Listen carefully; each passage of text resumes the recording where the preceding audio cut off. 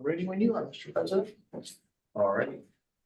We will now commence the board meeting for the Harupa Recreation and Parks District at 6:30. Mr.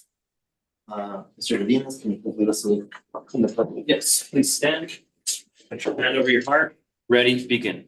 I pledge allegiance to the flag of the United States of America and to the republic for which it stands, one nation, under God, indivisible, with liberty and justice for all.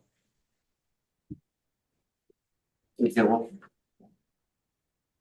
Division 1, Kim Gerald Johnson. Here. Division 2, Jose Luis Godinez. Present. Division 3, Rebecca Redorte Burns. Present. Division 4, Edgar Castellan. present. Division 5, Ross Leisha. Here. Thank you. Thank you. Do we have any presentations or recognitions today?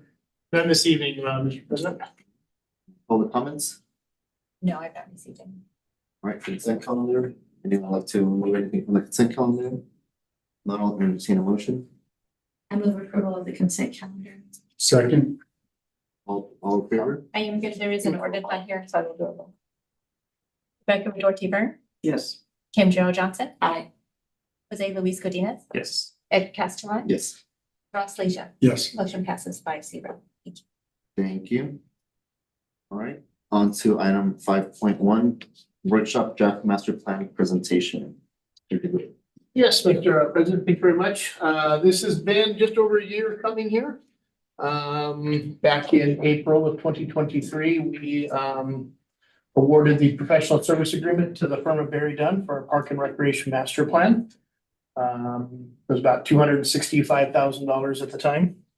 As you're aware, since then, we have added a second portion of this project, which will be a Trails Master Plan that we're jointly working on with the city of Harupa Valley.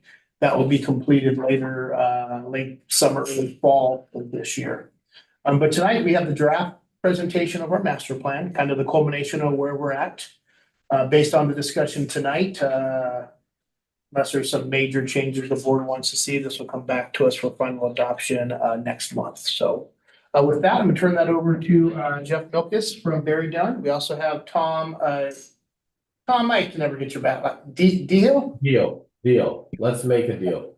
He's joining us from the East Coast, so he might be a little sleepy. But they're here for our presentation, and I think when they're done, they'll be available for any questions you guys may have. You have a large document in front of you. Here you have gone through the fine tooth comb on 286 pages of it. But I'll leave it over to Jeff. Okay, thank you, Colby, and good evening. My intention tonight is to be able to go through some of the most salient points of the master plan, kind of talk you through where we started from, the reason for doing the master plan, where we ended up going with your community to receive input, and what that all translated to become a plan and a roadmap for the future for the district. So I'll go through, I've got quite a number of slides, but I might comment before I start that the master plan itself, I think, was like 123 pages. The appendice document is the remainder, and that's got the detail. Together, it gives you the picture.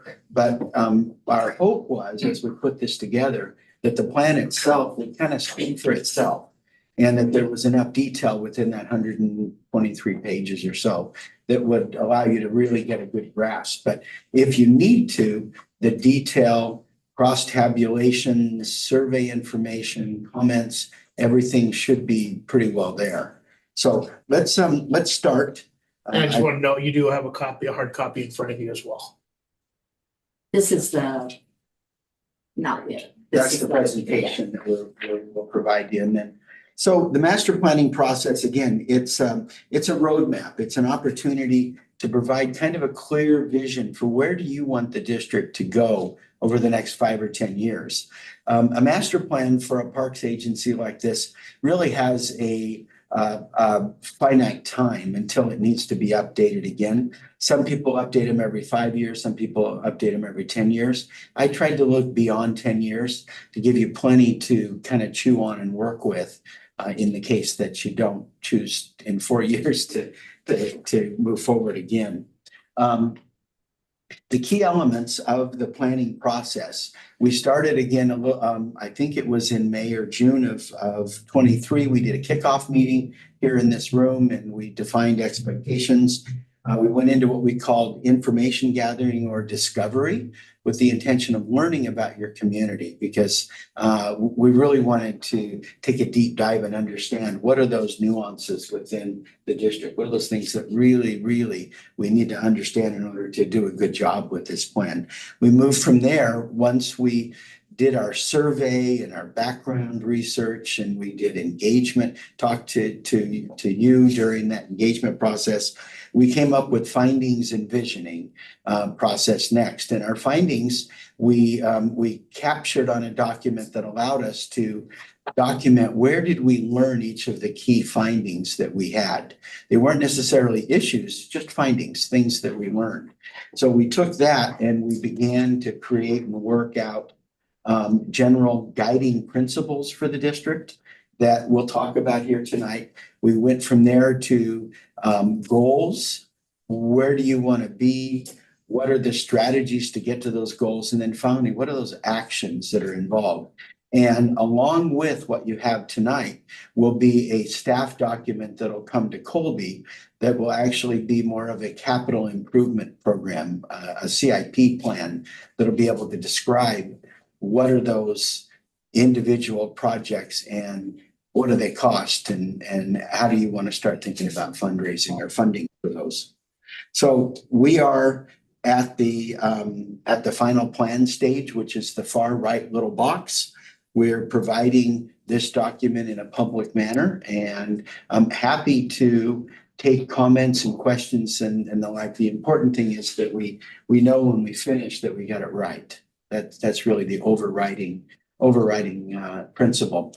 So we went right to the community in our survey, and we asked the question: if we're going to do a master plan, what's really important to you in doing that plan? We'll talk a lot about the survey tonight, but this was a question on the survey that said, on a scale of 1 to 5, can you rate these things? And you'll see up there on the slide. There's 2 different surveys at play that make up one survey.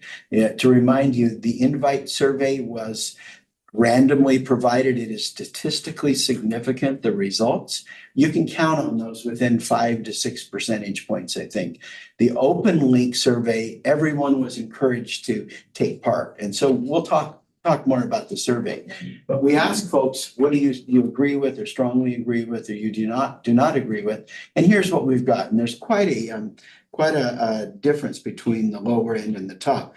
People were concerned to make sure that the master plan addressed safety and security in the parks. That was really the most important single item. And so we've done that and it's in several places.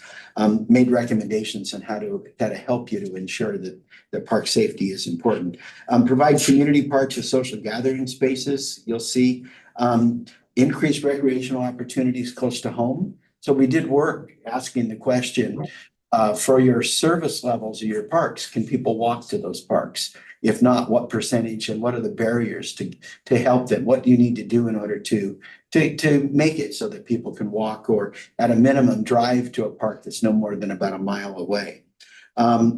There's, as you go down the list, you'll see higher priority to maintain and fix your existing facilities prior to building new ones. Now, of course, your community is growing, so you really have to weigh that out carefully. But providing some land to support equestrian use, rated kind of in the middle ground, but not not up at the top and not the lowest. However, I would remind you, as Colby said, we are undergoing a trails master plan where we're taking a much deeper dive into equestrian uses. But I think it is section 12 of the master plan, focuses directly on the equestrian questions and the use of facilities for equestrians and horse owners.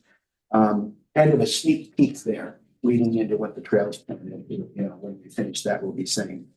So let's move on. First thing we wanted to know is, what's your community all about? So we looked at the population and you can see that when we started this, you had 119,000 people. 2028, we project or anticipate about 123,000. The important thing isn't the specific numbers, but really that there's a trend. And you can see from 2000, going from 82,000 to 123, things are moving and changing. We looked at the diversity within the community. Of course, we knew going in, this is a very diverse community, a very diverse area. But the one area that I like to focus on is the dark blue line that asks the question in terms of white population, what's happening? And so you can see from 2010, your district was, and these are district specific, were 53% people who are identified as white. And by 2028, we anticipate that shrinking to 24%.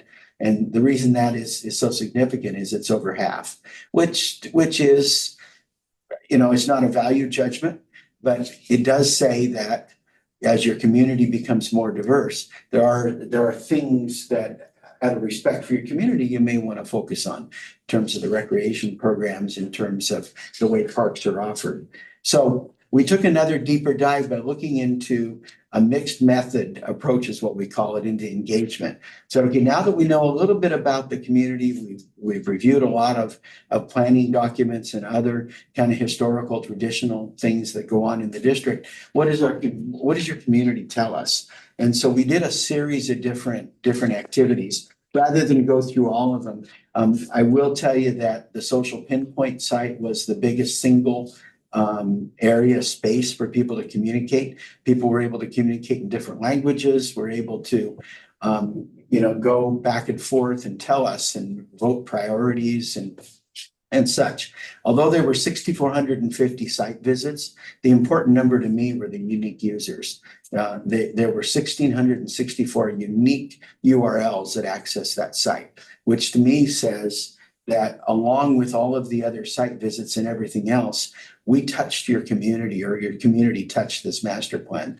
Overall, 7,500 plus touch points were involved in one way or another, which is somewhat of it's a big task.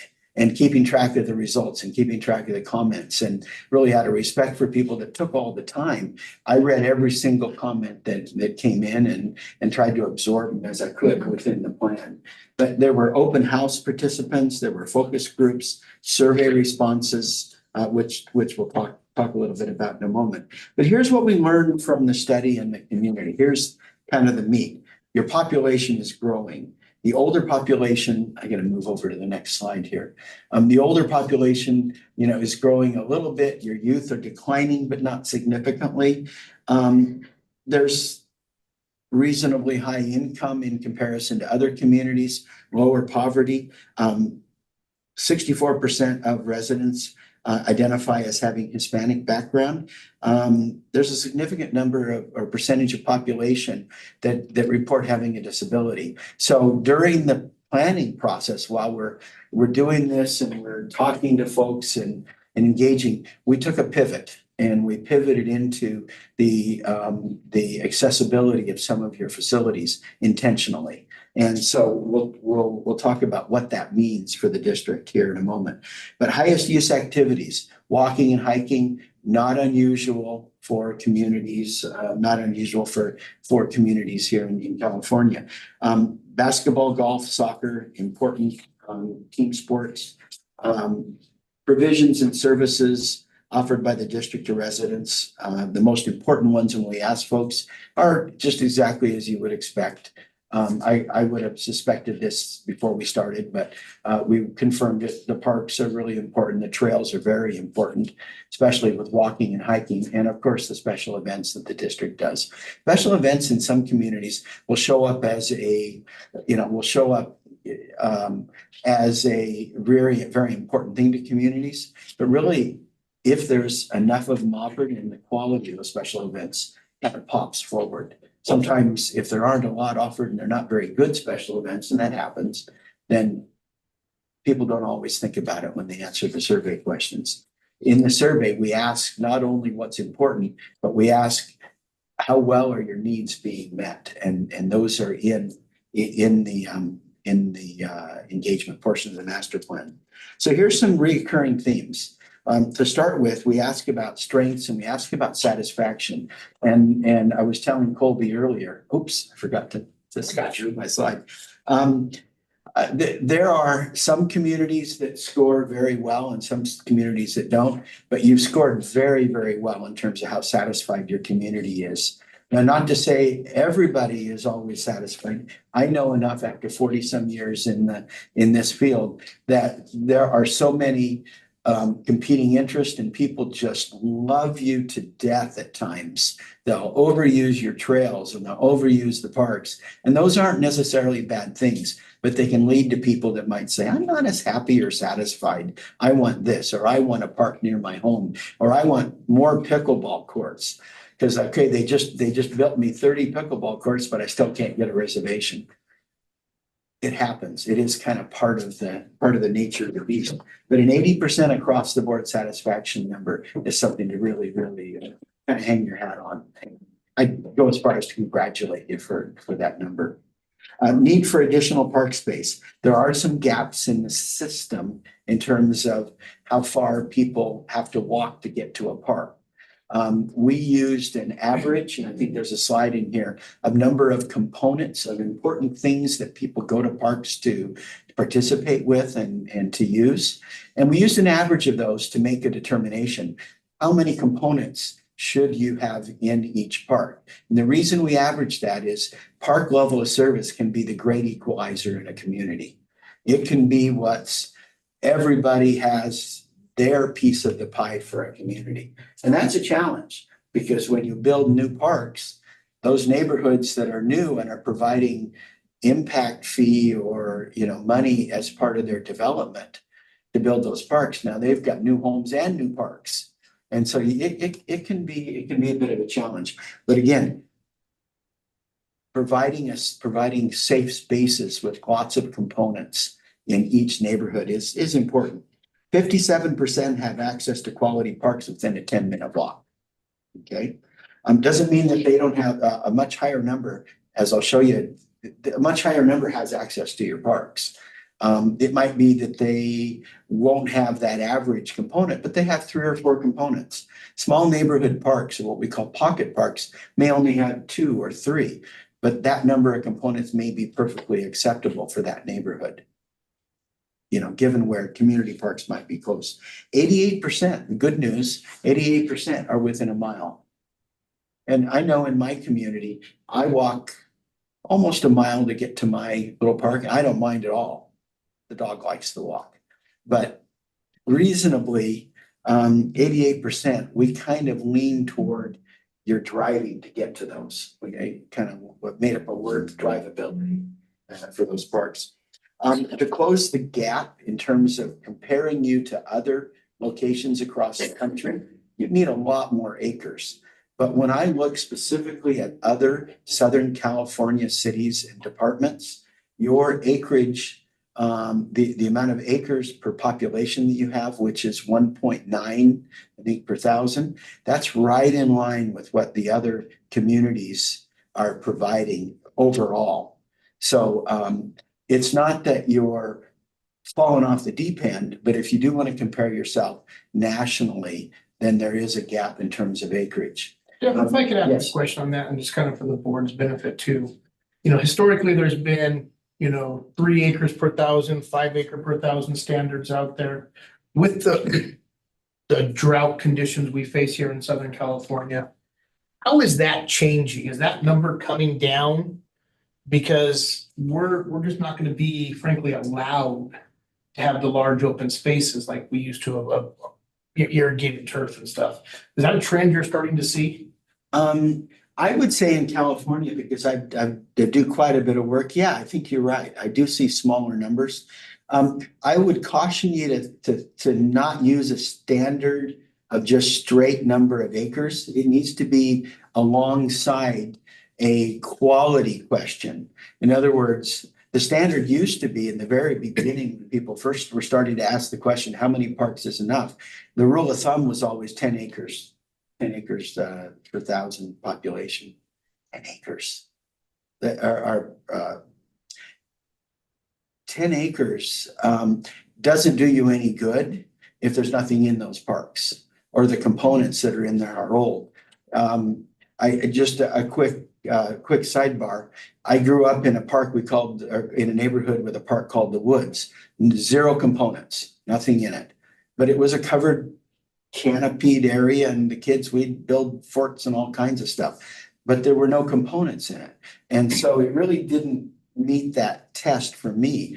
Back in the 60s, it did, because that was the standard. But we've grown, we've moved to another kind of standard now. And that's why we did what we call a component-based inventory of parks.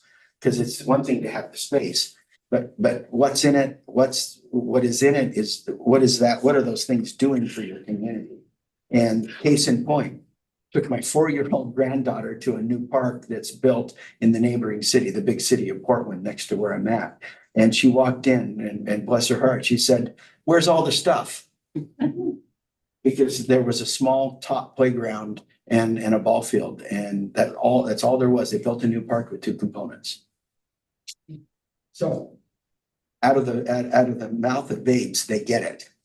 They definitely get it. So here are some other, yes? I just wanted to point out, because you had mentioned that 64% of our residents apparently own a dog. Oh, yes. That's interesting. Yeah, I forgot to mention that was in the invite survey. And we did call veterinarians and other folks trying to see if there's anybody who studied the number of dogs. I wasn't able to find anything. So we put the question on the survey. Survey came back with 64% marking the box. Interesting. The dogs. So we could extrapolate what that means, but we don't know how many dogs people have in their households. They just know they own at least, or have at least 1 dog. Or in this case, their dogs own them. Absolutely. Okay, so reoccurring themes. There are some important themes that we came up with. Senior programs, youth programs, special events. These are all the important things, swimming programs. From a financial standpoint, we ask folks, are you willing to pay more for your service or to improve the level of service? Both capital bonding for other projects was positively returned. That's not to say that you wouldn't, if you do a capital bond campaign, you'd want to do more polling, but this gives you a glimpse into, okay, people in the survey said they were interested. And also there was no heartburn at all about raising the annual maintenance fee for households, which is probably an important priority for you. Communication wise, we asked about how do you receive communication? We compared that to how people would like to receive communication. There's a little bit more room for email communication, a little more room for formal communication. Those charts and the discussion again are in a section in the plan. So, I do. There it goes. Colby did. So here are some things that we learned. Highest needs. Again, we knew what people told us originally about the plan, but we tested these things. We tested them in different ways at the open houses, on dot boards and such. Focus on safety and security again. Look at some of the areas that are considered to be deficient. Improved and lighted sports fields. Additional shade in parks scored very, very high on the survey and in the engagement process. There were folks that were concerned about the maintenance of parks, especially as it relates to safety and security. I toured many of the parks on more than one location. I didn't see anything that was glaring at me in terms of saying, hey, we need to stop and make sure that things are really changed. And of course, completion of the trails plans. So we asked folks also about facilities and services. Again, we've gone over this a little bit, but in terms of the invitation survey, what are those things that are really, really important? Again, they came up in a different way within the survey, and there they are again. So we're beginning to see that we get some patterns with some of the data as it works. Your open link survey, your open link Jeff, on information. this table, just to clarify again for the board and myself, this is the number of response that rated these items very important. So 60% of the statistically valid survey rated park and open space is very important. Yes. Okay, thank you. Yes, it's very important. Now, the open link responses, typically you'll see those as, mostly a little higher because they're people that are motivated to want to complete the survey. They're more likely to be users. The random invitation is our opportunity to attract people that may not be users of the different parks and trails and such. So again, we ask folks about opportunities and the future needs. Again, fixing, repair, updating the existing parks or playgrounds where they're needed. And you'll see the open link response is significantly higher than the invitation because those are the people that are spending time in the park. Shade came out again, walking, biking, it's pretty much the same as you saw. The last one, although it scored a little lower, develop new indoor recreation facilities. That's something with the phase 2 of the Skyview Event Center and the upcoming other renovations that I think is going to be, is probably going to improve something like this, even like this score. So, again, when we realized demographically that there were issues with individuals that have ADA, you can see that people that are telling us across the United States, a quarter of the population has ADA concerns or needs some form of accommodation. California is a little bit lower, but your district is 28%. I've seen them as high as 35%. But it's a significant number of people. Often this correlates to older populations. Did you want me to change it? I'm sorry. Yeah, no, that's perfect. Just watch as you flip your sheet, I'll flip it. Okay, perfect.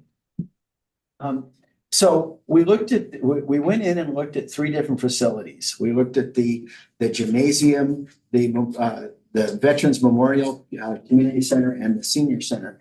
Even though the Senior Center is owned by the city of Jurupa Valley, it's still, you're operating it, and I thought that it was probably very appropriate to take a look. And so we had a subcontractor that came in and looked at each of the facilities, all of the building codes and all of the American with Disabilities Act standards. And we found 309 areas for the district in those 3 facilities that need to be addressed at some point. Some of them are pretty minor. Some of them might be a sign or restriping a parking lot. Some of them could be that an entryway, or like in the case of the Senior Center, the ramps are a little bit steep. And so some of those things, at least it gives you a roadmap on which direction to look at. We didn't look at the other 2 facilities because we know that Skyview, we walked through it, but it's so new that the codes are met. And the other community center, I think, given its potential or future renovation, yeah, I think those things will get captured as the plans for that newer facility gets renovated. So what we did is we looked at the 309 and we looked at which ones have an impact to access, which ones are more challenging for people who may have a physical disability, say. 25 of those 309 had a high impact, could potentially keep people from using the facilities. So those are the 25 that we prioritized, and in fact will show up on your capital improvement plan with order of magnitude cost estimates as well.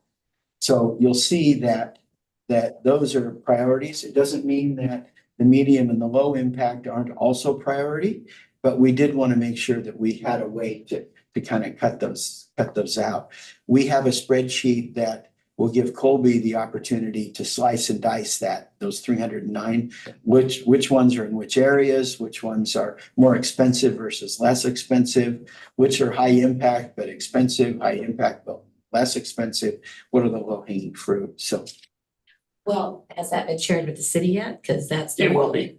It will be, but it hasn't been shared yet.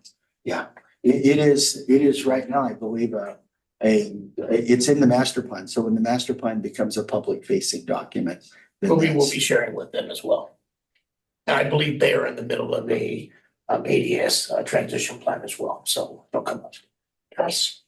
One of the recommendations that we make in the plan is that you consider doing something similar for the parks. and have each individual park assessed. And I don't know how many findings you'll have, but it's good to know upfront kind of where your where those issues are. And one thing just to add to this, 309 is a lot. But in reality, if a toilet paper dispenser is in the wrong location and there's 6 of them in a bathroom because there's 3 stalls or whatever, that's 6, not 1. Everything is an individual line item. 309 in reality is very manageable. It's reasonable. It's not, I've seen reports for agencies that are multiple thousands. Yeah, and having such a big number there that are really medium impact. Those aren't huge. Those aren't things that are necessarily keeping people from the facilities, but they could, in theory, lead to concerns, liability concerns, all kinds of different things, depends on where you are. What's an example of a high impact barrier? It might be a pathway that is so steep that people that are in a wheelchair can't navigate it on their own. Could be a doorway that needs an automatic open shut. The door is too heavy and you can't, if you have a physical disability, literally get into the building. So will we be able to see those 309? I mean, sounds like a lot, but then now you say there could be small items. Will we be able to see them? You have them in the appendix. There's an appendix with all of each of those individual findings. When you review it, if you have an interest in particular questions, I'd be more than happy to field those questions or link you up with the gentleman that did those. There's some technical stuff in it is what I'm trying to get to. It's you're dealing with building code numbers and things. Yeah, that's what it sounded like based on the comment that Colton made. So it kind of clears in my mind that not all 309 might be so, evident to research immediately. So thank you. And some things to keep in mind is this was also Wanamaker gym, but it's also the accessibility from the parking lot. That park was built back in the 60s prior to any ADA compliance regulations whatsoever. Same thing at Memorial. So there's some ones that are, as we go through our renovation of these, will be naturally addressed as well. But I've seen a lot of presentations on these, and some of the ones, when you start seeing them, you're like, oh, wow. I think the one that sticks out to me is the best example. We've all seen it. You see a parking lot that has doesn't have a wheel stop as you pull up to the front and the bumper hangs over onto the sidewalk. And then the plant material has overgrown onto the sidewalk as well. So it's now taken that 4-foot sidewalk and shrunk it down to 2.5 feet. And that's now not ADA compliant. So it's as simple as, and that's a high impact right there, because you cannot physically get through in a wheelchair. It's as simple as making sure the hedges are trimmed back properly and a wheel stop is installed so that the bumper doesn't hang over. That's good to So, hear. yeah. Yeah, typically, when the municipality, say, has what they call an ADA transition plan to transition their government facilities to being ADA, within the ADA, typically kind of an accepted rule of thumb is 10% of different projects or different findings per year. So, it seems reasonable. The number you've got, you'll be able to kick out a bunch of those, very, very quickly. So let's go to level of service. Jeff, real quick, Yes, we also did a similar thing in Kirkland, right, Washington? And Yes. wasn't their total number of issues much, much higher? yes, but their issues, Tom, involved the parks as well as the facilities. Right, okay. But Yeah, I don't think we were shocked by the numbers that we saw here. yes. And not shocked by the numbers that we see Right. here in the district. So, okay, let's talk about level of service. Again, when we asked the question, how many parks do you need? We didn't want to stop at just acres. So we opened up the hood, as you remember, we looked underneath and every component, every drinking fountain, amenity, comfort things for people, and we scored everything. And what you'll see is, this is just an example of some of the neighborhood parks, an average of 4.6 components per neighborhood park. It's not bad. It's pretty good. So that's the standard that we're recommending that you look at for your future, and bring those other park areas that are less than that component. There may be opportunities to infill, to put other components into those parks so that everybody has a similar type. And again, we looked at not only what does this do for your neighborhood, but what do the parks do, the larger parks for the community overall. But when we're focusing on the walkability, we're really looking at the neighborhood parks. So we used a rule that we called the 8 and 80 rule. Would you allow your 80-year-old parent or grandparent, or would you allow your under 8-year-old child or grandchild to walk unassisted across through a street or a barrier, railroad track, what have you? And what those purple lines represent are barriers for people to go. So you might live in the middle there, south of the, I don't know if I have a red line. Yeah, right there. You might live there south. It won't. Doesn't pop up on the screen. Right across from a park. But you don't get credit for living next to that park if you can't get across to the park. That makes sense. So we looked at your entire system. We outlined what those barriers were, because they become important. This is a system map that allows you to document the parks that you've got. By the way, this plus the inventory that was taken in what we call the Atlas together, if heaven forbid you have a natural disaster, an earthquake, a flood or something, and some of the park spaces wash away or what have you, you need to go to FEMA. This is your inventory to build your FEMA claim on, because you've got, at least once you adopt the plan. So we looked in terms of the walkable access, and the darker the orange were the higher service areas. So you can see that there, because of the barriers, there's some areas in there that aren't really high. They're not, it's not on no service. It could be that some of the service needs are being met by schools and other facilities as well. But let's kind of get down to it here. This is the 10-minute walk service areas. So if you live within a purple area, you live near enough to a park to walk within a 10-minute walk. And in doing so, you have that 4.5 components that you can reach. The 4.5 components don't have to be in the same park, by the way, but there has to be within that 10-minute walk to get to those components. That's really what makes our process that we went through with this master plan very unique.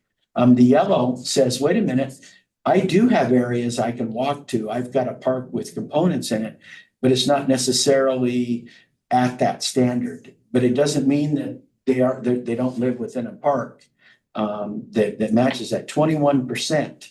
I'm sorry, I've got it backwards. 68% that live within the yellow, the lower service area, 21% live within the adequate service area.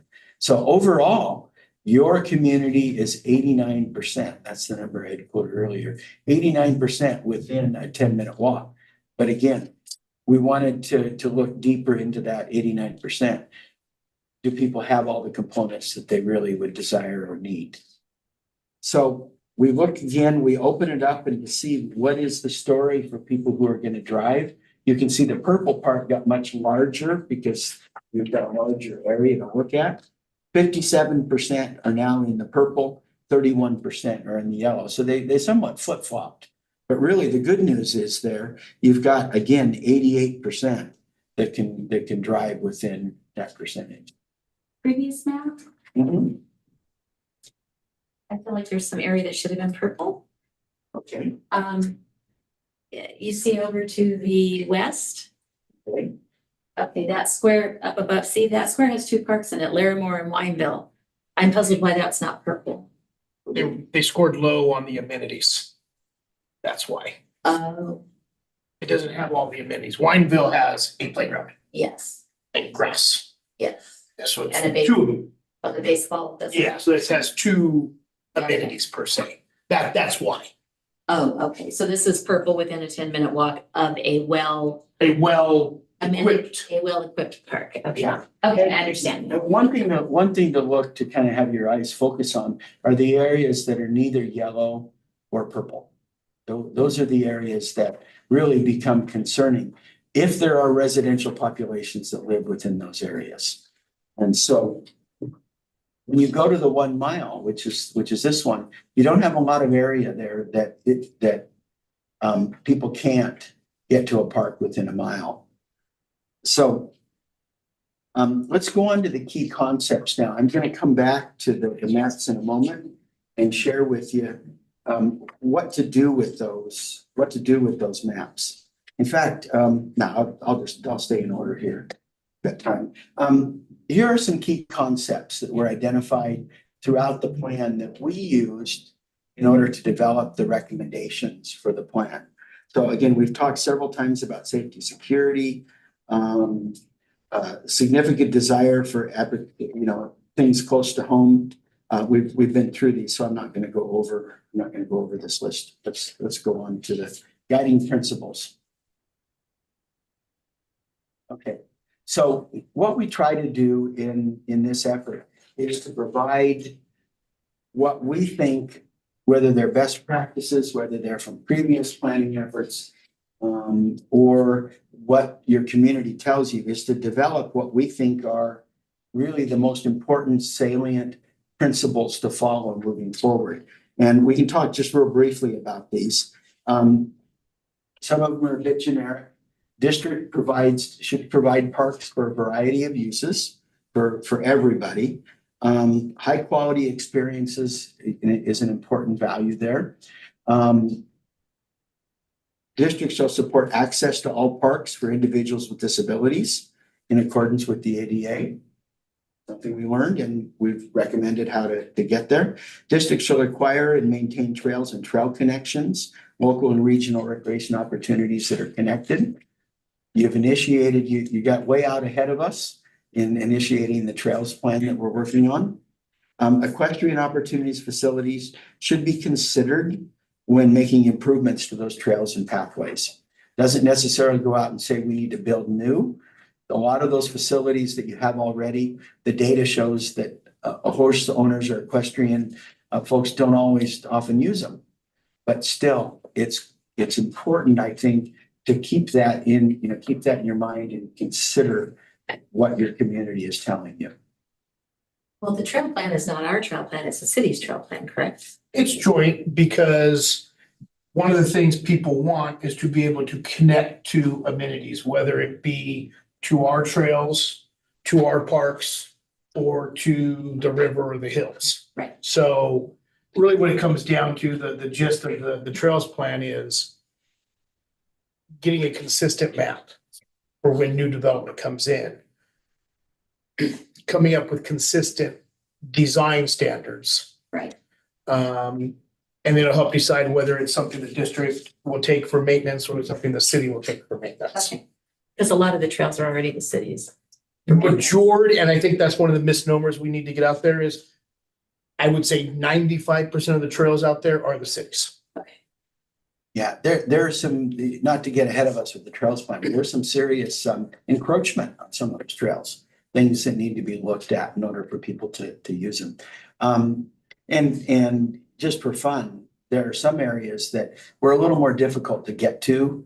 So two of my colleagues rode horses to look at all of the trails. It was kind of an interesting, we've got pictures of them doing it. The one thing I remember from reading staff reports was that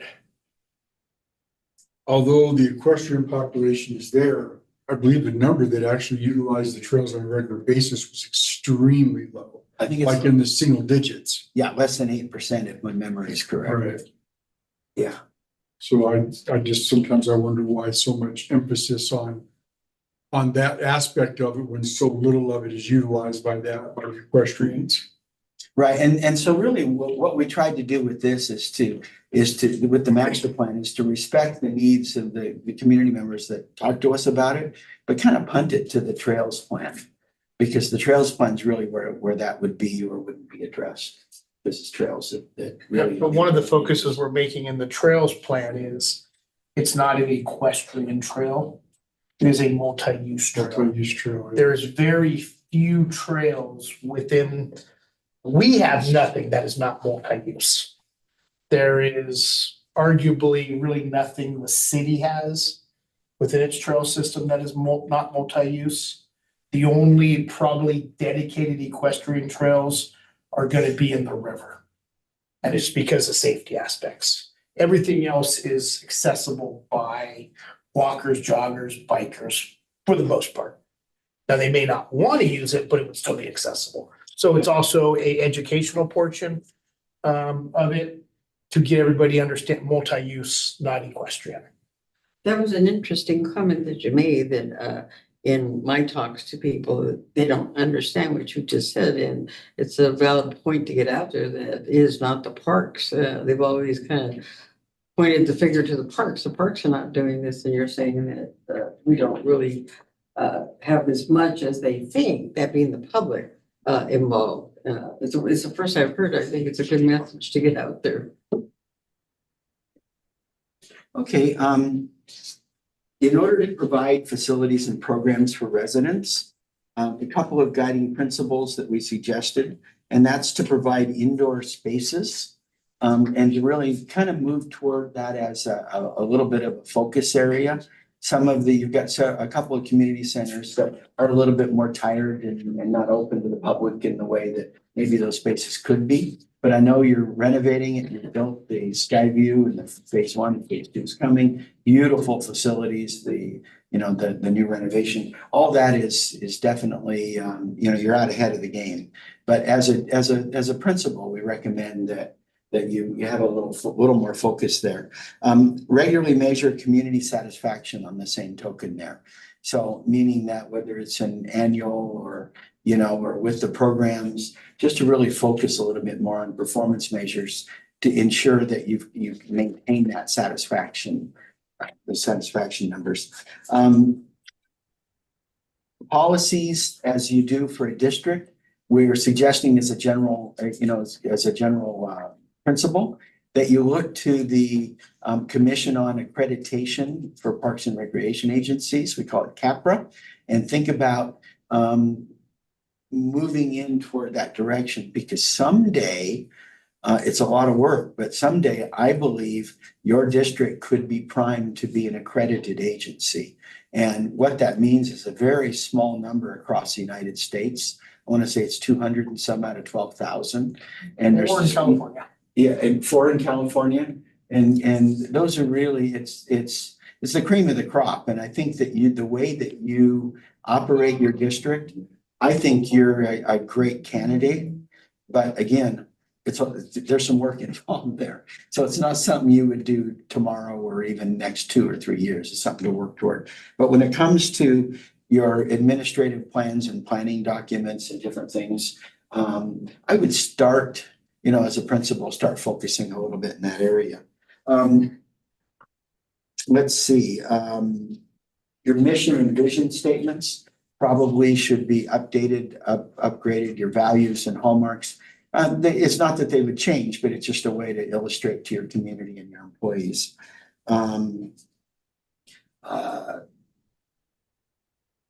Appropriate user fees identified in a resource allocation or potential cost recovery philosophy document. You can put that together yourself. Something that says that if if I'm going to offer these kind of programs, we would expect to receive X number of revenue dollars that go for this classification, so that you can ensure a level of equity across all of your recreation programs. Something to look at. We talked a little bit about environmentally sustainable actions, using natural resources as you can. You're already doing that. Limit your carbon footprint, and those are the kind of standard. So we'll move into the goals. Now, with all of that said, I'm not going to go through all the action items that are in there, but I do want to to kind of highlight. I think we had 4 goals. One of them, provide, expand, maintain safe parks, trails, and facilities. And under that, we had these strategies. So maintain the district's current level of service for your acreage, and to make sure that level of service then goes a step further than just the acreage per 1,000 people. Again, we've talked a lot about safety and security. So, there's an action item. You might want to consider a park ranger.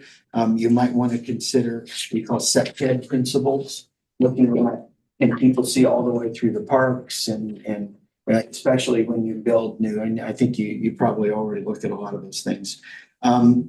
Maintain, expand opportunities for walking, hiking, horse riding in the district. You're already way out ahead of that strategy with the Trails Master Plan. The second goal, provide, maintain equitable access. So this goal is all about providing people opportunities to get to the parks and to do things. Again, we've recommended that you look at park classifications so that you can ensure the right size parks align with your impact fees and the like. We've talked about adopting a standard of at least 4 components in each park. We've talked about additional dog parks, which you're out ahead of already.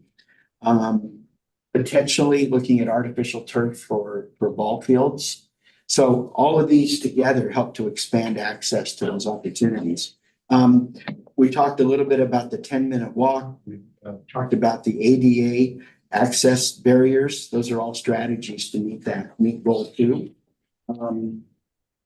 We talked a little bit about equestrian. We've talked a little bit about working on strategies to assist individuals that live and work in a diverse community, and again, changing the indoor facilities to address concerns and issues there. So that gives folks a much greater level of access to recreation in your community, in your district. Goal 3, maintain improved quality experiences. So this is where we start to look at what are those, recommendations. What are those components in the parks that didn't score as well? Are there things that need to be fixed and changed? And what do you do in terms of shade in the parks? And people tell us in some parks they want more benches, and all of those are listed. All of those are within the plan. Develop more of a preventative maintenance asset management plan so that you can help to answer what your community said, and that's to take care of what you already have. Again, here's a whole list on strategy 3.3, address deficiencies in park components, and here's what they are. They're very specifically called out within the plan, and they'll be called out in the capital improvement plan by park, and with what it's going to cost you to do that work. Yeah, yes. on this one, listen, I apologize to the board, sorry. But this is like 3.3B and 3.3A. These are kind of the gist of what, to me, one of the bulk things we're looking for out of the master plan as developers come in and we're looking at new parks and stuff. I think the one that still sort of jumps out at me is the 10 tennis courts, but only 1 pickleball court. I know these are based on national standard and stuff, but it almost seems backwards to me. So I don't know, what your thoughts are on that. Well, that's one of the reasons we're doing this. I will go back into the plan and I'll find out where, I just don't remember where exactly that happened. It could be an error because it does seem backwards to me as well. What we did to create this list came by benchmarking with other agencies, looking national, local, and regional, and saying for your community that's similar sized, this is the number of components you typically, or these kind of components you typically would have. 3.3A is just simply what you have already that didn't score well. 3.3B, there's a reason behind each of these. Did people really ask for tennis courts? Was there a lot of requests for tennis courts? That's what I'm going to go back and double check. I don't remember a lot of requests for either one of them, frankly. Yeah. But I do believe there was more for pickleball. Since we live right by Riverdale High School where the tennis courts are there, and they're open to people all the time, not just students. And after class, you never see a soul out of a tennis court. No. You know, I think tennis courts are a thing of what, the seventies and eighties. I mean, are they I think really popular? Worth looking into again, as you pointed out, Colby, this stuck out to you. Unless you're a tennis player. Yes. Yeah. That's too bad, I don't think so. So the question I have, I want to make sure I understand. So 3.3A, 3.3.A, these are things we have, but they aren't very good. I'm not We understanding. need more of. So we need an additional rectangle field. We need an additional 2 loop walk trails. So 3.3A are things that scored low Yeah. in the component inventory. We have. So you might have had, you've, in this case, you've got 2 park shelters that need some attention. You've got 1 playground, or it's on there twice. Okay, see, So 1 playground that needs attention. Yeah. 2 looped walking trails that need attention. Oh, I see. In terms of their conditions. In terms of their condition. And then and of course, we can find out where those loop walk trails and stuff are. And then the 3.3B is supposedly what? The Things we do not have, more things we need to add in addition. that people, based on industry standards. We might want to consider. I think part of this may be skewed as well, Jeff, Mhm. because there are so many established agencies around us that have been there. The city of Ontario is 100 years old, Riverside is. and Riverside is, how many tennis courts do they have? As Mr. Laser put together, sit empty or have been converted to pickleball courts, but may not have been updated within their inventories as well. Because I'm more than happy to give the people what they'll use, but if they're not going to be used, I don't want to spend money building things that are never going to be used.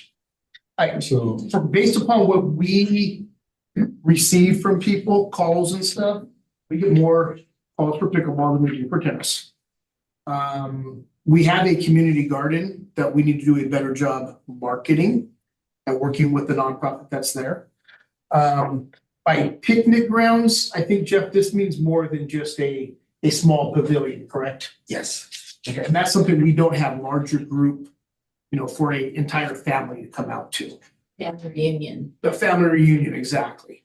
And then you just need more baseball, sports diamonds across the board. So these other ones do not surprise me whatsoever. Yeah, what I call it the capacities table, and it's in the appendix C. I don't have it printed, so I'm gonna take another look at this. This is a hidden reason that we want to do this. Yes. Tell me where to look, because I was just looking in the atlas. You want me to go to the final deliverable in the appendices? Yeah, in the appendice, the level of service appendice should have the table that shows by component how many typically you would have and how many you do have compared. And that's what we're looking for.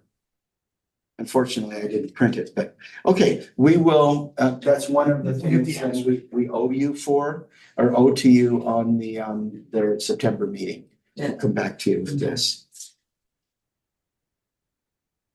Good catch. Then we talked a little bit about in goal 4, efficiently and sustainable deliver I call a resilient system.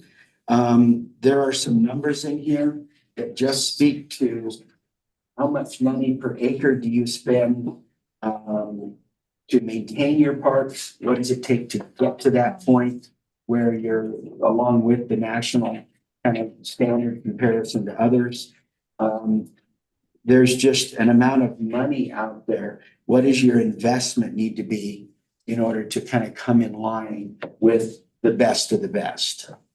And so those numbers are there. And in the master plan, that's all documented on how we came to those things.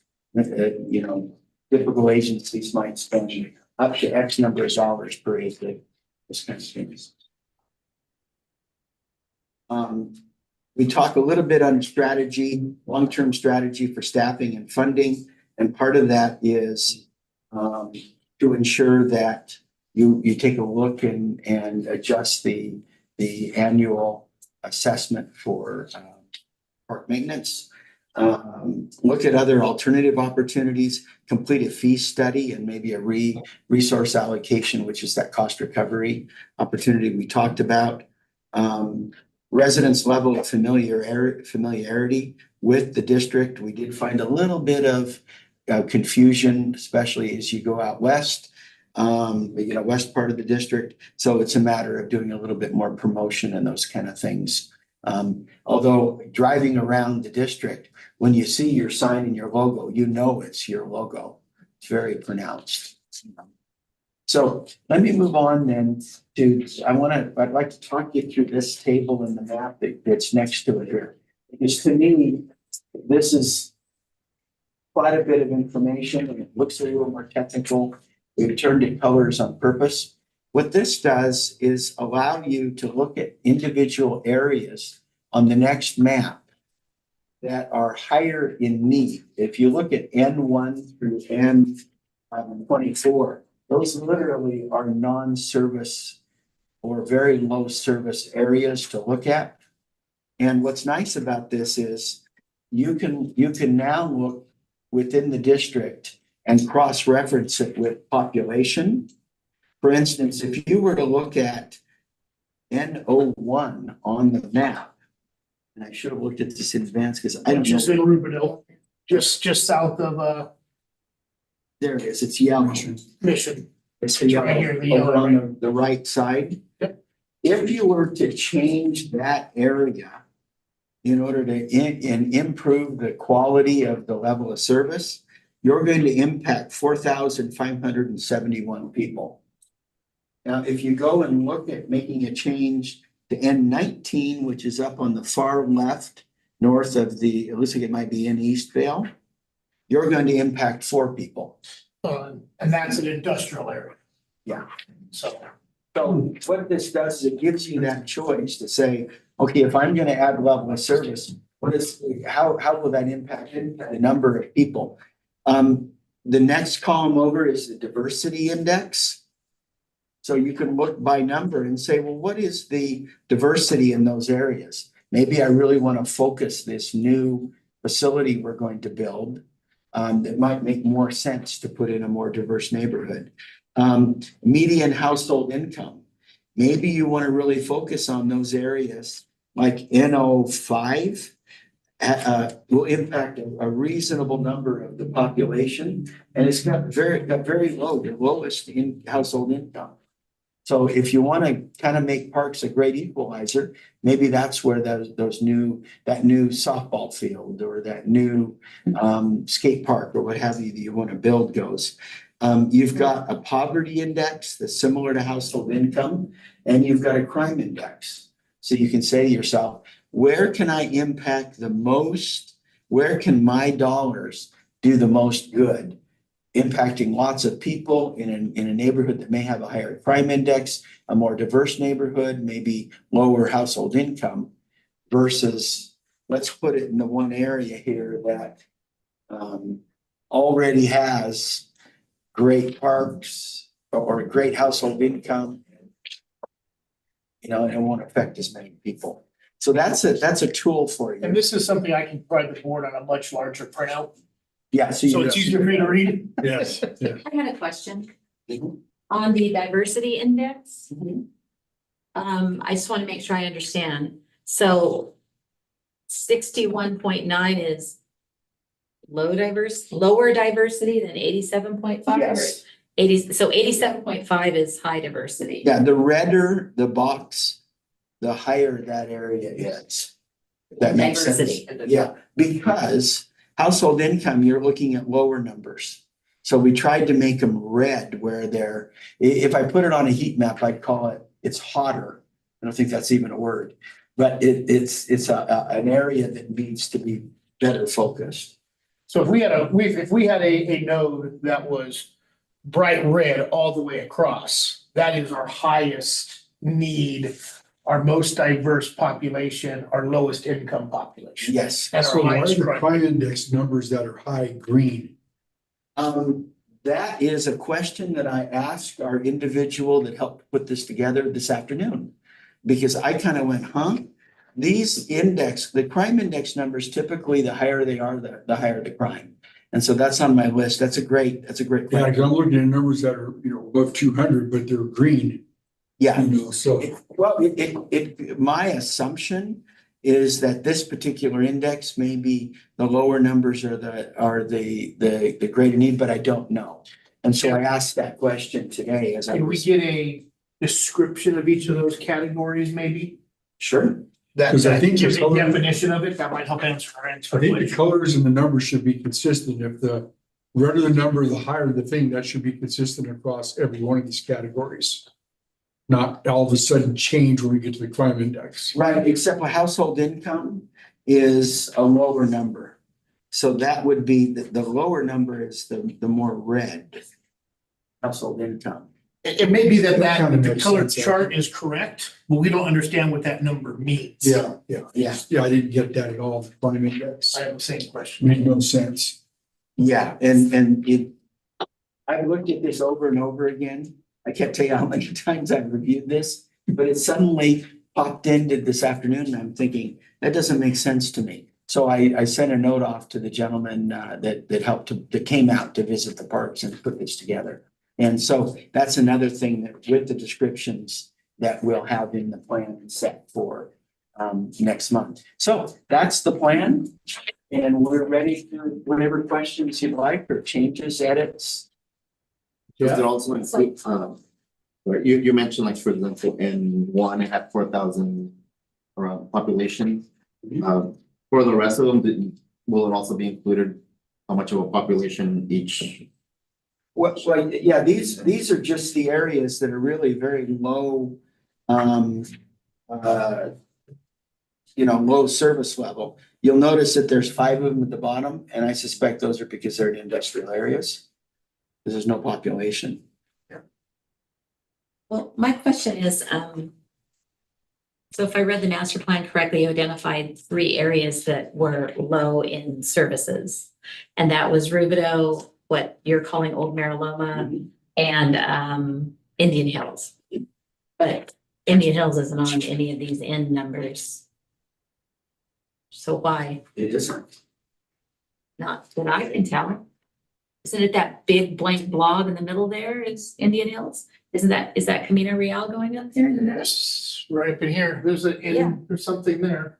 What's this number? It's LO1, and then the purple is HO5. It could be, see, the N numbers are literally no service. The L numbers are low service. Oh, So it could be that there's a lot of population and a lot of low service. We focused on just the areas that were Ns that were no service. The Ls, the data is still in the master plan, correct? Yes. For the Ls. Oh, yeah. Well, yeah, we have all of the, what's happening in those areas. We do not have a table for the Ls that looks like this. okay. In the present, is it in the? It's not in the plan. Okay. It doesn't mean that it couldn't be. Let's see. I It guess could be a I, staff document as I well. guess I get confused because for example, over in the Mariloma area south of Limonite. So you see where you see NO2? That's the area that has no service, Mhm. that big blue blob. Yes. Well, what service does the people have south? Other than Riverbend Park, there's no parks over there. I'm Yeah, sorry, no Mr. survey. Johnson, I don't see where a the big- blue. See where the big blue blob is there in Mariloma? South of Belgrave. Yes. Okay, I'm sorry, you said Limelight, that's what. No, I am talking about Limonite. South of Limonite, you have that area that is called LO8. Because it's low service. Uh-huh. We don't have any parks in that area. How can it be low service? There is no service. It could be alternative providers. It could be schools. or- You have the golf course down there, you have the river, you have a school down there. We're counting schools as providers. Well, for the purpose of not having enough level of service, because they do provide a level of service. If a school facility is absolutely closed off, such as a tennis court is closed off from the community, we take that off. Well, that would be most of like the elementary schools.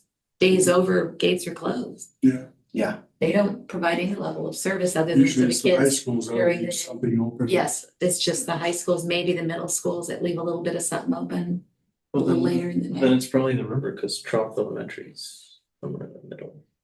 And it would be covered by the, Okay, The trough is north of Limonite. Probably in the blue area. yeah, it'd be in the blue area. But again, I You don't. also got Mary Tayo right there, the river. That might, we Okay. can look into this and we can get some better. yeah, we'll get you for probably a staff document or Okay. staff paper, what have you. I just want to understand the low level of service areas. What is their service that Mhm. they're getting? Jeff, does this also take into consideration the number of amenities at those facilities? Yes, That's why Sky Country comes in low, has 2 parks. But those parks don't have a whole lot in them. Oh, that's why it's LO5 and LO4. Yeah. and we try to look at the diversity of the components in the parks as well. I did a plan for a community, 5 years ago or so. They had a park that scored extremely well, and I realized that they had 28 horseshoe pits. And that didn't do it. That didn't help the community unless you're a horseshoe player. That helped a little bit, but Tom, you had your hand raised? Yeah, do they all have the printed out report? Yes. If you go to page 79, that's where the pickleball and the tennis court, there's a table 22. Oh, how did I miss it? Is that what your page 79 have a table 22? Ah, there it is. And that's showing 10 tennis courts and 1 pickleball course purely based on population, I think. Yes. 76% of community recreation programs still offer tennis courts. For every 12,000 people, you need a tennis court. Which puts you deficient. Page 79. Yeah, I'm getting there. I was just showing Pickleball Jeff on courts. showing on the screen. Look at the whole thing, Ron. One for every 46,000 people. Trying to get to it. And again, that's just a guideline. Everybody, you can choose that or choose to ignore it or just say, that's a guideline across the country, but it's not relevant to us. So I think tennis courts versus pickleball courts is a prime example of. It has changed dramatically so much over the past decade. That agencies had massive amounts of tennis courts. But no longer. So a good majority of those have been converted to pickleball courts. But they may not have updated their inventory.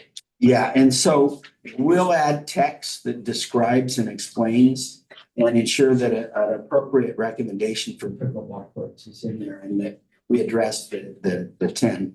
I just want to ensure that the number of tennis courts aren't already being met alternatively. I mean, we'll take that. As Mr. Leisure said, and it may be something as simple as. An agreement with the school district that. If the tennis courts aren't being utilized by the tennis program at the high school, that. Something across the city could be available for the public, and that would meet it. Almost immediately. Yeah, right, because usually on the high schools, the tennis courts are right there off the street, off Pacific, and they're open. But I just, every time we drive by there on the way home, and you never see anybody there. Yeah, you would make better use. Those communities in the state here that build pickleball courts can't provide enough. The biggest issue is, okay, you gave me 8, now I want 16. You gave me 16. Well, for I think me, the biggest, and I think maybe Colby as well, the biggest problem with pickleball courts is the noise. So where do you locate them? It's really important. Yes, yeah. Well, and I think the other biggest problem is, and I'm not saying that I think some of our residents would want pickleball courts, but from what I've read, the big city immediately adjacent to us is lacking in pickleball courts. So the second we open pickleball courts, they're gonna come streaming across the river to use our pickleball courts. So then our residents still won't have pickleball courts to use. And that's the And so same that's- problem in every agency. Yeah, and then it's just, we have to That's why we had talked about there was a park being built close to the river. It's like, oh, we could put pickleball courts here. And it's like, no, there's no point in it. It won't, they'll just use them. Where we would be meeting the need of another agency instead of meeting our own need at that point. It's very frustrating. I think it needs to be more in the middle. Again, as Colby said, you're not alone. I just finished a project up for the city of Novato up in the Bay Area. They have a beautiful pickleball court set up there, 12 courts or something. And the residents can't get access. They gotta get there at 4:30 in the morning. People line up really early to get access to play. And it's right across the street from a housing area.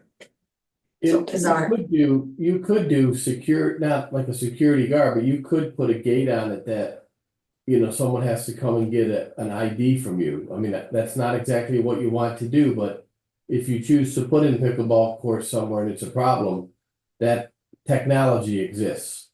Right. There's actually a new company that I've talked to and seen that they started out as a software provider just for managing in the city of San Francisco, just for managing their pickleball reservations.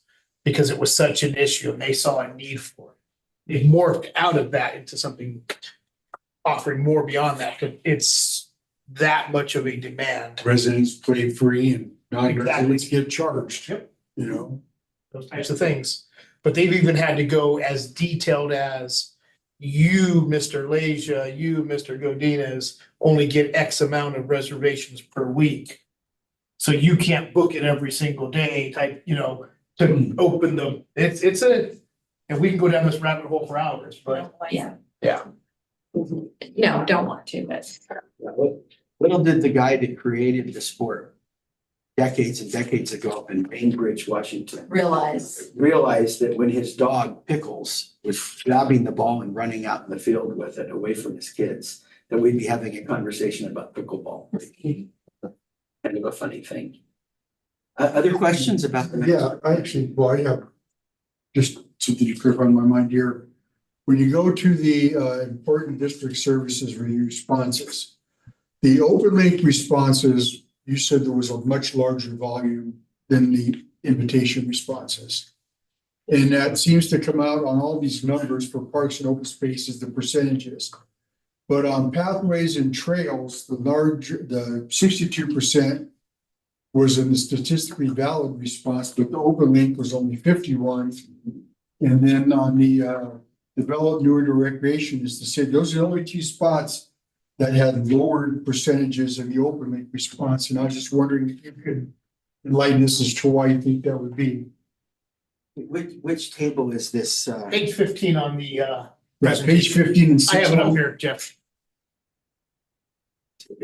I understand why in the open link, why all the numbers are higher, because it makes more sense to a larger volume of respondents, but except in those two areas. Which two areas was it again? Pathways and trails and develop new indoor recreation centers, indoor walking tracks, fitness equipment, gyms, meeting rooms. Etc. For some reason, those two scored much lower on the open links. Weird. And yeah, that's why I said weird. I'm just curious if you had. Well, the open link would have been the users. Yeah, I think I can answer this question as well, Jeff, if you'd like. One of the things we saw in the responses, majority of the pathways and trails, we had a very high response rate out of the surveys that were sent to the Sky Country area. To the next line, and I think that directly attributes to the pathways and trails. That Sky Country was also our largest response rate of equestrian owners. The next line down, youth recreation and sports programs came and open, the invitation came in at 49%. The open link response came at 62%. If you look at our responses, we know a specific youth sports group really pushed their constituents to take our survey. And if you looked at the So that's the margin of error for stacking the deck is basically what you're trying to say. Yeah, I think I'm trying to say that some of these things we saw a stacking just by we know, Jeff and I were talking prior to this, historically, in every community, the equestrian communities are always well organized. And they make sure that the information is getting out, that these things are coming forward. Just like in the youth sports program there. If you go back to the social pinpoint site, how many comments were made that we needed football fields at Memorial Park? It was dozens. Yeah. Dozens and dozens, really. I want to say like there was like 55 comments or something, right, Jeff? Yeah, it's a big number. We have 120 kids that play a youth tackle football program. We have over 1,000 that play soccer, but we didn't get many responses for that. There were some highly encouraged response rates. Yeah, as far as the statistically or the random sample, of course, trails and pathways were the top item and scored appropriately. There were so many more people though, as I said, that answered. It was again, on the open link, it's kind of an anomaly, but I understand, I get it. Why then there would be only, 51% of your open link people. Open link respondents might be youth football people saying this is more important. It might be people who are aquatics and that's more important. Right, a lot of the, most of the numbers made sense, but when I saw something that was just seemed kind of off to me, I was just. And I think the other thing that Jeff touched based on is the invitation survey is completely random. There are people that literally responded, some of the questions is, I never use a park, I never use a trail. As to where our open link responses, we were pushing it out to our list of users. It was in our brochure. It was tattooed on our vehicles driving around town. There were signs in every park. So the people that are already using our parks and they in our registration system for one reason or another, they're already a user of our facility. They have a higher likelihood to respond. But still, such a big percentage of your community walks for pleasure, hikes, rides. And as a result, your random number in terms of that question came out very high. I'm not sure that the open link is lower. I think it's just that you ended up with statistically valid number that's really, really high. Because that's what people want to do. And again, we're not asking what they do. We're asking how important these things are and then inferring that they actually do them. There's other questions where we ask if you do. So I have a Great question though. question. I thought one of the things too that we wanted from the master plan was sort of a building standard. Like besides what amenities to put in, what other specific things we wanted, like solar lighting or design consistency and stuff like that. What section? We didn't tackle that. We didn't go into those specific. We went into maintenance standards. We provided that and we pointed out those areas within the facilities that needed attention. There's a whole list of things, say for 1 acre gym. But no, we didn't go into actually building standards. We have our design standards, specifications for parks that frankly we need to update. And I think this will lead into that. It's not the development of that is not extremely costly and it's not an extremely long time frame. But we do need to update that. Yeah, because you said we are looking more solar. And there was the recommendations of our carbon footprints and stuff. Solar is not the answer in every situation that we've learned as well. But those are, that's where we come into changing our standard to from a typical drinking fountain to the water bottle filling station, having the adapters and stuff. Those are things that have morphed out over just even the last 5 or 6 years.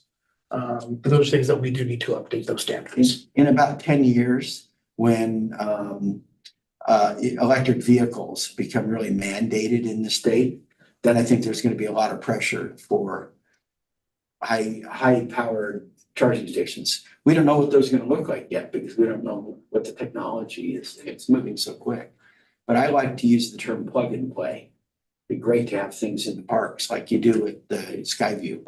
You can go park your car, plug it in, you can go inside and play, and you can come back outside and you've got enough power to get home. But that's coming in 10 years. Further questions? No. So All right, thank you so much for the presentation. Appreciate it. It's been a real pleasure working on this project.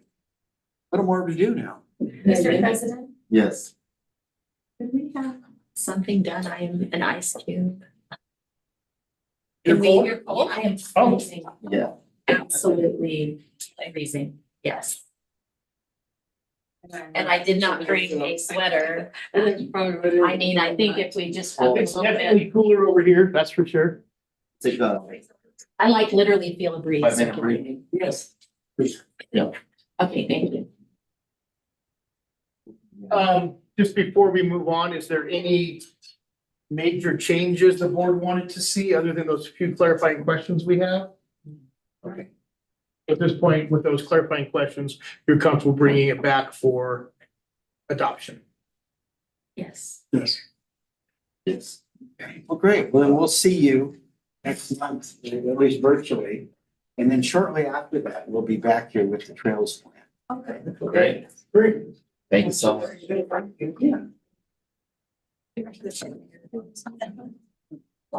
The other thing I'm hearing is we need a standalone air conditioner for this room. You can fence, you can control it. Wow. The registers up there, you can open and close. Thank you, sir. Yeah. Thank you. Oh, good. It's just, it's that city, it's a district. Yeah. It's okay, it was just one. Sometimes I just get. Nope. It is cool. It's smaller building. Thank you. It's not as cold over They're there. fine, trust me. Okay. You're gonna have to use the layout. I think Jose and I are looking at each other like, damn, it's cold here. You're gonna have to move Kim over towards you, so. Yeah, I can't make a switch, but it's, I would say it's a good 3 or 4 degrees difference. Okay. Well, there's literally, I can, because I'm wearing a dress, there's a. Tom, thank you so much. Thank you. Thank you. Thank you very much. Let us know what you need going forward and we'll see you on the Trails Plan. All right, sounds good. Take care. Good job, Jeff. Hey, thanks. Unfortunately, I have something I have to do early tomorrow. Takes until 11. You guess the first flight I can get home won't leave until 7. Oh, you're here all day tomorrow too? Yeah. Because I've got stuff going on. I can't get where I need to be in time, so. I'll just be camped out at the DoubleTree in the tables in front there. The business center or whatever they have. Oh, they just have tables out there next to the Starbucks. It's pretty normal. It's the life that we choose to do. You never know where we're gonna. This is. 2.5 hour flight home. Portland, right? Is where you flighted? Yeah.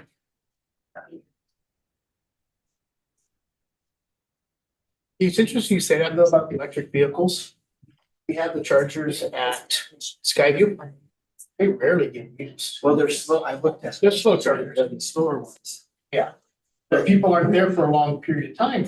Like during rentals, they get used. Yeah. You know, when they're there for 3, 4, maybe 5 hours, but during a recreation class, they're not getting used at all. Well, and I think it's because there's a lot of Teslas and stuff that make up a big number, and the Tesla chargers are everywhere. There's a big main problem, really. Yeah, my problem is I drive.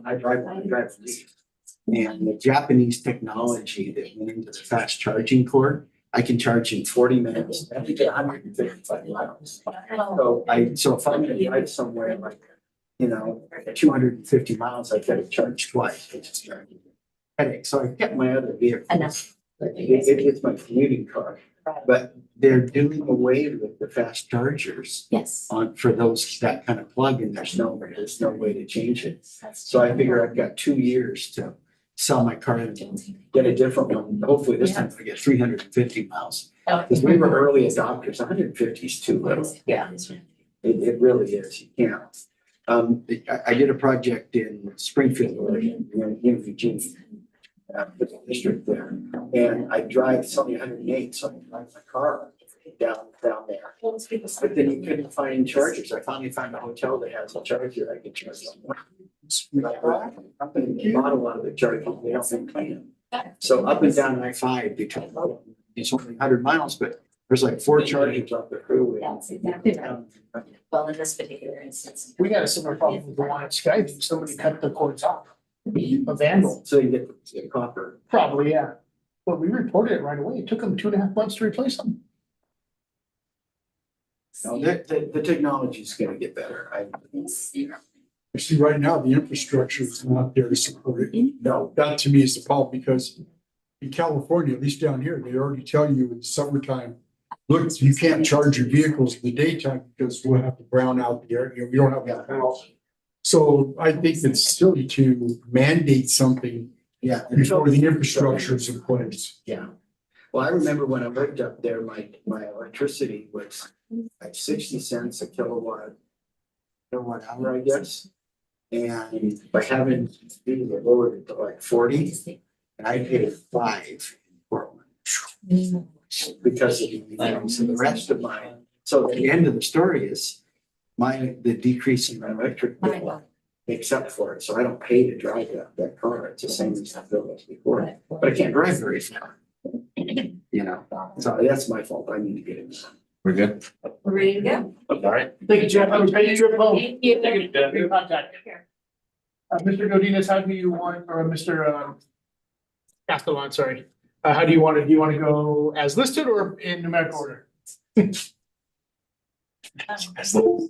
would be the fastest? It's, There's Doesn't make a there's difference. joke. I remember. Let's go, oh, I see what you mean. Let's go in, as listed. okay. Job descriptions it is. In front of you is the updated job descriptions. This is something the committee has looked at numerous times here. Until we all read the same thing and we still apparently missed some stuff. In what you have here, I did send you guys an email today. I hope you all were able to read it. We discovered when we uploaded this from a Word document and the site converted it to a PDF through the OCR system it uses, it missed a lot of commas. So if you saw that in reading it, please just omit that. Prior to these being published, we will convert the Word documents. So that pops up. These also represent the salary adjustment that were approved a couple weeks ago as part of the board resolutions. I did get a couple of comments in regards to the deputy general manager's job description. Ms. Johnson had a comment. In the summary, it said the primary objective of cost recovery, which necessarily is not the case at all. That was omitted, and Mr. Leja had a great comment of that position was in charge of the district in the absence of the general manager. So I added that. I have updated job descriptions for the deputy general manager. I will pass around to you. Did we fix the activity versus activity? Yes, and there was also a actively versus 2 pages. activity of bullet point about 6 down. Beyond that, I'd be available if you had any questions. This is not the whole thing. It's 4 pages. Is it, so I only have What 2 should be, is it pages? double sided? No. 2 pages. Oh, apparently not double sided. I think Page 1 of 4, page 2 of 4. Oh. 3 of 4, 4 of 4. just a workshop. They provide feedback. She was 1 of 4 and 2.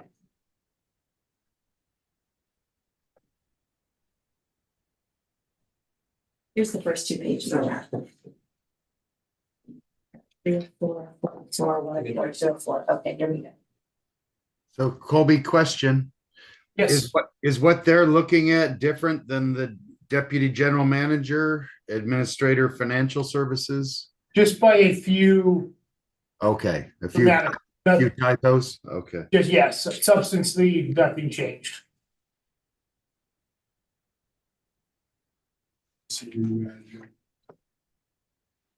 We added a bullet point that the deputy general manager was essentially in charge in my absence and took out a short 3-word phrase.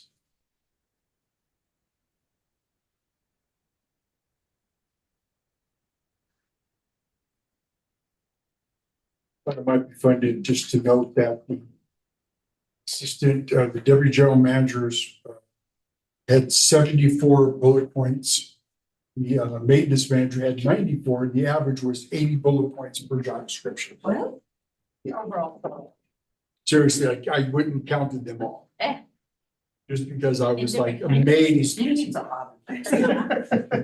Knitting, have you taken up knitting? No, I'm serious. It's like, my God, these things are they overly complicated? oh, it's in different Or- In categories. different categories, Yeah. yes. I was- Total bullet points throughout the thing. That was a discussion we had with the committee. We were trying to find So out, I just get exhausted reading through each one. It's, how many times did you guys read through them? 3 or 4 I times? didn't do them all. Yeah.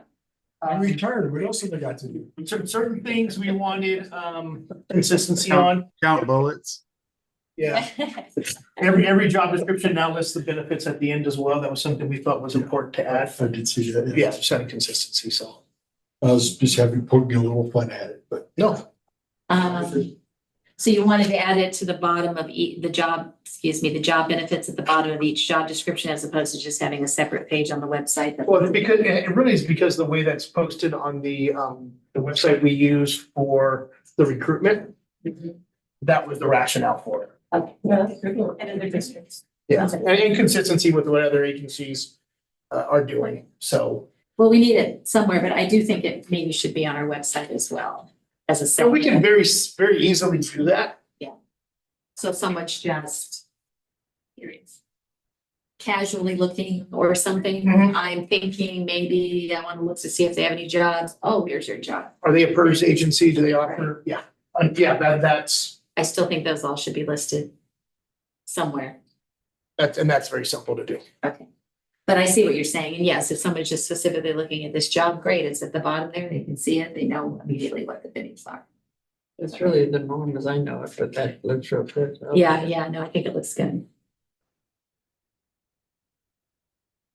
Do you need a, I move the board of directors adopt resolution number 2024-46, approving the updated job description. I second. No, it's a resolution, Oh, so roll call. Rebecca Adorte Byrne, Yes. Kim Joe Johnson. Aye. Jose Luis Godinez. Yes. Edwin Yes. Castellan, Ross Leisure. yes. Motion passes by Thank you. On to the last item, discussion and possible purchase of temporary arena panels for Rick Thompson Arena. Mr. DeGuid. yes, and this is kind of a continuation or result of our last board meeting here. We went out and looked at a temporary arena panels for Rick Thompson Arena here after talking with the Escardamosa Group. We determined we would need approximately 40 10-foot panels. We were unable to find a quality 8-foot panel. And talking with them, there wasn't a big issue going to the 10-foot, so we are recommending a 10-foot panel. Looked at some local vendors here. The reality is we were looking for something heavier duty than probably a typical backyard arena would have, which is most of, the Tractor Supplies, the local fencing companies would have, and readily available. Red River Arenas is who we purchased the arena for Horseshoe Lake from. We've been extremely pleased with the durability we've got out of that. It's a good quality heavyweight product. And Red River Arena offers, say that 3 times fast. Red River Arena offers a number of different grades, weights, if you will, of their arenas. So what we're recommending here, and I have it pulled up for you. Unfortunately, they didn't have a great spec sheet that I could attach or even pictures that I could get for you. I'll show you why here. You can see it's just this black picture background with the panel in it. It just would not have printed well in your packet. This is essentially the wrong count here. It's a proper one, 40. But it's the same panel. We're looking at the 10-foot panel. The way this works, you can see on the right-hand side here, there's a chain. There's a better picture over here, right here. This chain just essentially wraps around the post the panel would be placed next to each other, wraps around, locks in place. So it's a very simple system for getting it in and out of. The advantage of a situation like this is some other ones that had fingers that kind of interlace, kind of like a door hinge would be. If they got bent and tweaked, it'd get hard to get in and out. And we don't have that issue with these panels. They're a single leg, they're welded top and bottom, so the dirt doesn't get up inside of them. The nice thing is these weigh about 80 pounds, I want to say. Just what it says somewhere in here.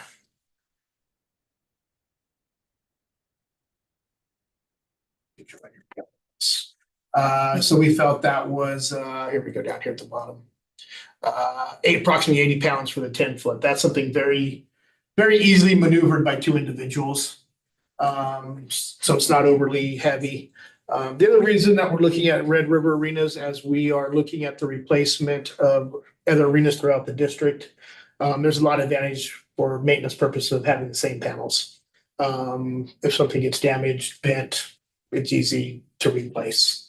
We would order extras of some of the other ones. This would be a 40 panel system that comes in here. You need 40 panels to create the arena. We would also be adding 2 more gate panels. So we'd have 2 extra panels essentially. The idea of that is you'd have 1 gate essentially as we set up is close to the existing gate there now, and then 1 directly across from it. So they would have access to the larger arena as well. In talking with the different groups, there was no need for a pedestrian or man gate per se for the temporary arenas. Those panels were a lot heavier as well.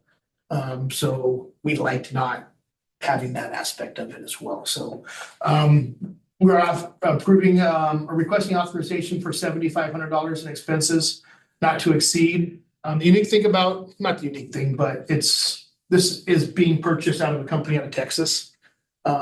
They don't charge California sales tax, but by law, we still have to pay the state at the end of the year. Every year, Loretta will get an email from the franchise tax board that says, did you make any purchases out from outside the state that did not charge California sales tax? If so, fill out this form and send us the money. So we're still obligated to do that. Shipping is included in their quote. And these panels are available. If we ship them a PO tomorrow, as soon as he can get a truck coming to California, we could have them as soon as 5 days, no longer than 21. There's a possibility they would be here for the September 7th event that they're putting on, but no guarantee because we have a holiday in there as well. So they understand that. They understand there's no guarantee that it'll be here. They do not plan on it being here for their September event. But if it was, all the better. So Are they excited? they're very excited. I believe Ms. Fuentes did go to the city council last week and made a public comment thanking the district and the board of directors specifically for your enthusiasm and the support of their sport and their groups. And I think the exact quote was, "This will bring the Escarmusa groups out of the shadows into the light." Yeah. So she's been very appreciative. I've talked to her twice over the past couple of weeks. Ran the arenas through the group, making sure, and they were pleased. So this is I think you also said 4 foot. These are 5 foot. We just couldn't find anything in the 4 foot range. They got flimsier. They're going to get used a lot, move back and forth, and we didn't want something getting bent, broken. And they had no problem with the little bit difference in dimensions. You mentioned, No, the 8 foot versus 10 foot, they were fine with. height was not- Height is not their concern at all. okay. And they just wanted a minimum of 4 foot. It's for safety. This is just for the temporary arena. This is just for the temporary arena. We're working on And quotes we right are now. already set up for a storage facility for these panels. We and will secure- be able to secure them inside of RT Arena right now. As we're making changes to Group Community Center, our renovation. We have gone through and purged everything out of the storage unit that's currently in the RT Arena. That held mostly the old haunted house panels that were no longer able to operate for fire reasons. Those have been purged. That storage unit is the back of an old box truck. It's not secure by any means. We're gonna, I just want to make sure we get these. We're gonna have it hauled we do away, have a secure and we're gonna place. bring in a 20-foot Connex box that'll be with a locking mechanism that's secured to Okay. keep them in there. Well, I move the board of directors authorize the general manager to purchase a temporary arena for use at RT Rick Thompson Arena not to exceed $7,500. All in favor? With the second, Director Byrne? Yes, yes. Item passes 5-0. Thank you. On to 6.1, general manager report, Mr. Quinn. Oh, man. Couple things I just want to update you guys on. Staff reminded us this week.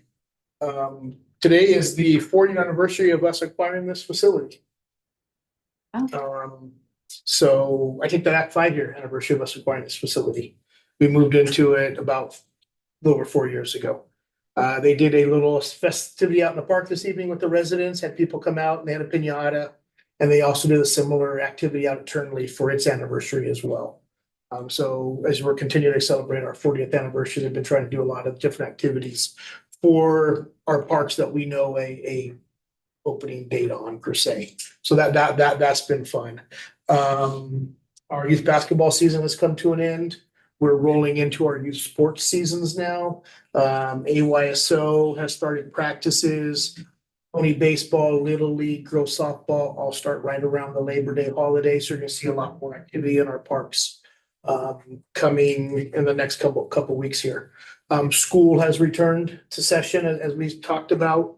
We usually have a little lull when school starts in program registrations and stuff, but this 1st of September, we always see a large influx of registration for our program, so we're gearing up for that. Our recreation brochure is nearing completion. We'll be going to print here. I believe it's next week when we'll be meeting our goal of mailing it the first week of September. We're excited about that. September 7th is the Latin Heritage Festival at Renola Park.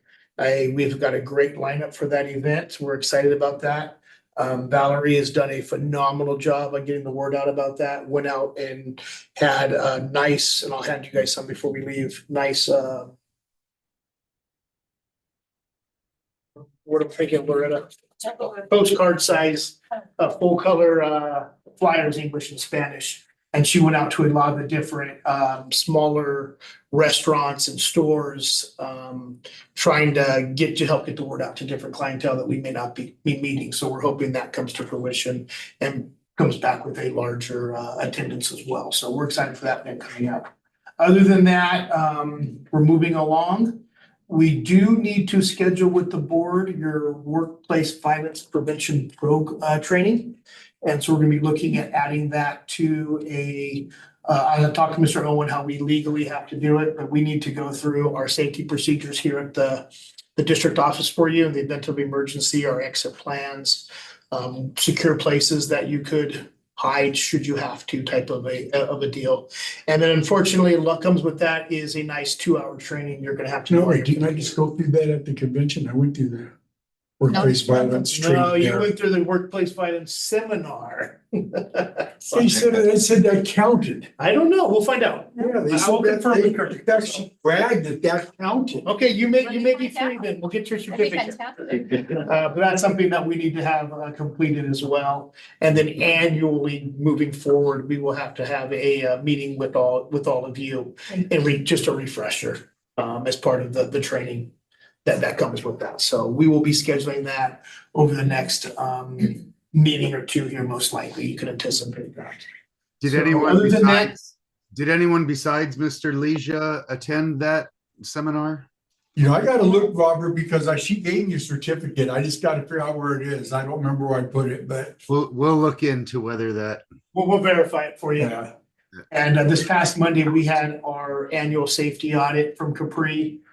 Kirk Andre from the office was down here, went through all of our documentation. One little thing we need to update and send off to him. Went out and visited a number of facilities. And it looks like we've received a high passing scores for that as well. So that's always something I know the board and its staff takes great pride in. So we spent a couple weeks preparing for that, so staff did a phenomenal job.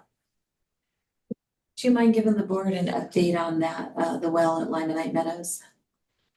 Yes, as many of you may know, Limonite Meadows is on a well. Technically, it's owned by the district, but maintained by JCSD.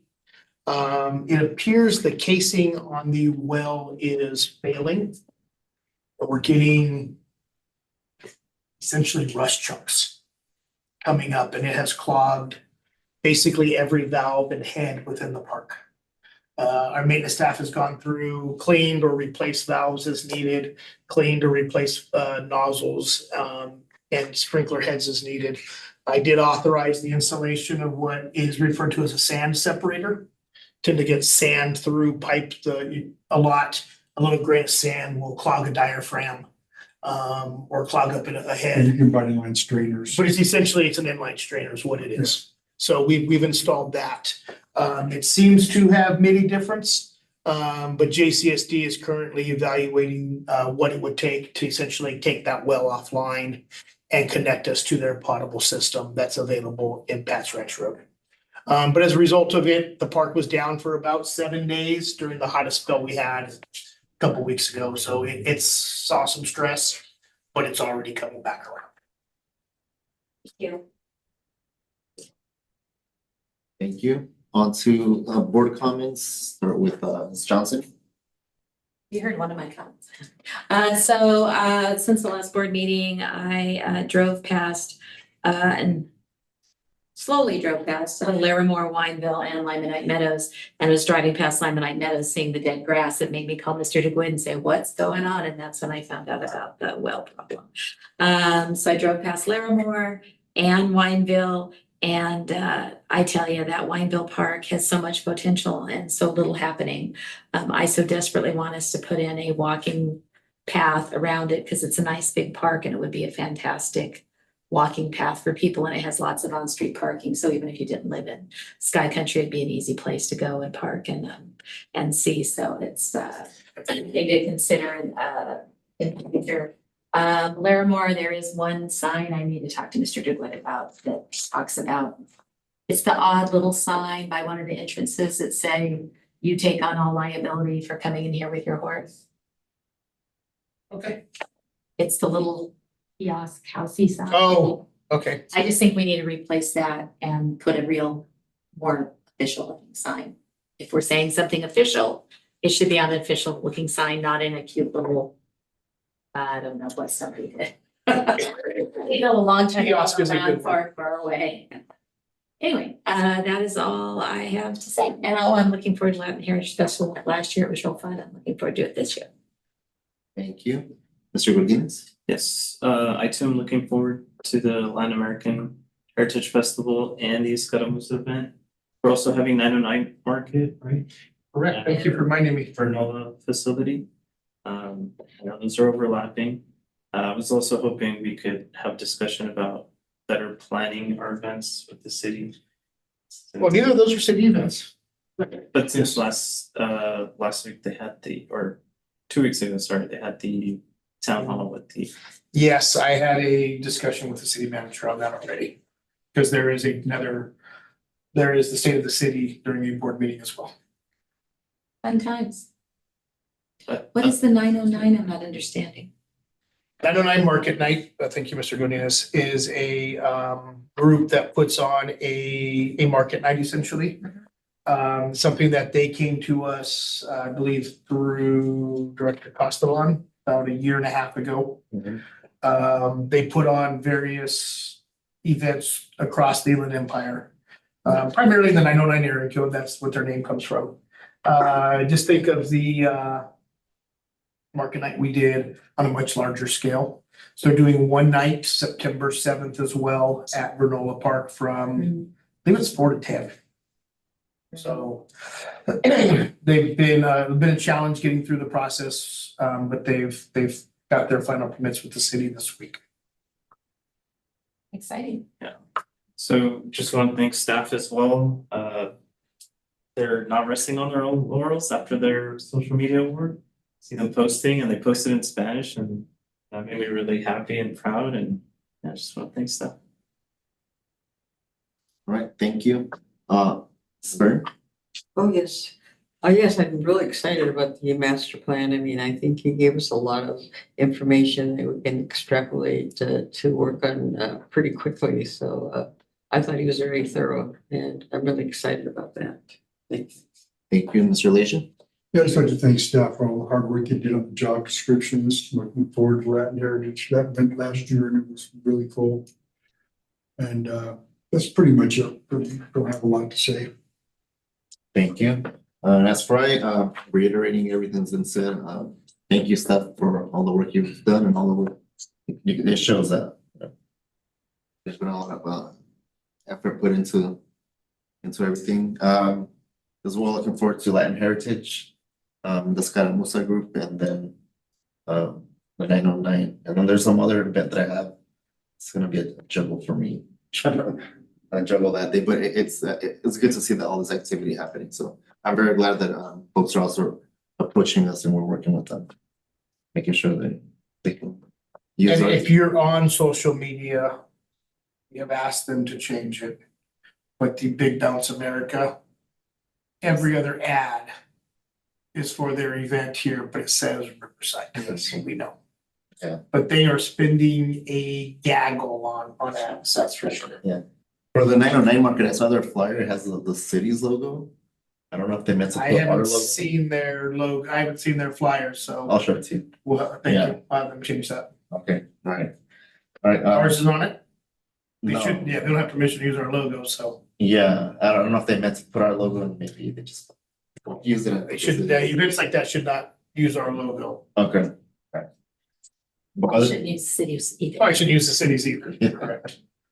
Whereas the Carter logo I saw, an event next week and they have the city's logo on it, and the new version no longer does.